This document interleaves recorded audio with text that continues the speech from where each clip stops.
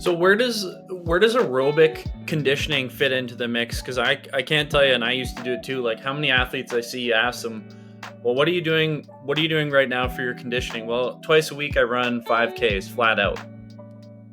Right. So what does effective aerobic conditioning look like so these athletes can do these jobs and recover in between the efforts? Yeah, so a good question because like not many rugby players run 5K on the field flat out, so it's pretty non-specific, right? But I understand the need to have an aerobic system or an aerobic engine to help you recover, and you need that as a base fitness. But that would be something I'd be doing in the off season, the pre-season, in the competition season. It should be about more high intensity repeated efforts. Because a lot of your aerobic work in the in-season happens at rugby training. If you think about catch and pass, learning your roles and the line-outs, jogging through moves and plays, that's aerobic. You're getting your aerobic energy system development just by being on the park practicing rugby.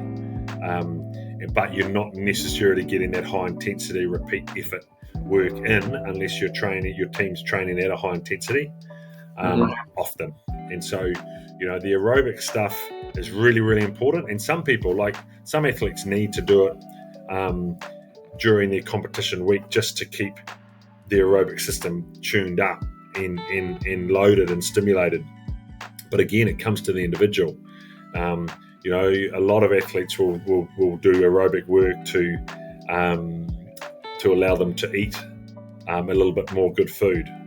And the only way they can eat good food is if they stay on the bike to try and burn some calories, right? So often people will be doing some aerobic work because they're not doing things right in other areas of their life. So, but there is a difference between aerobic and anaerobic, obviously, and it's just intensity that's different.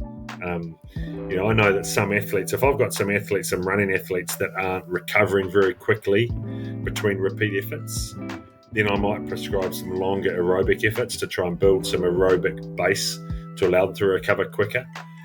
Sometimes that works, sometimes it doesn't. So then if it doesn't work, then I might try actually doing some repeated efforts with some longer rests. So we're actually truly looking at speed endurance.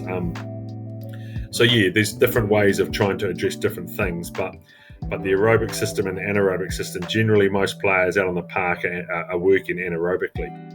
It's an intense game with repeat tasks, and heart rates reflect that. Heart rates are through the roof for most rugby players for 80 minutes.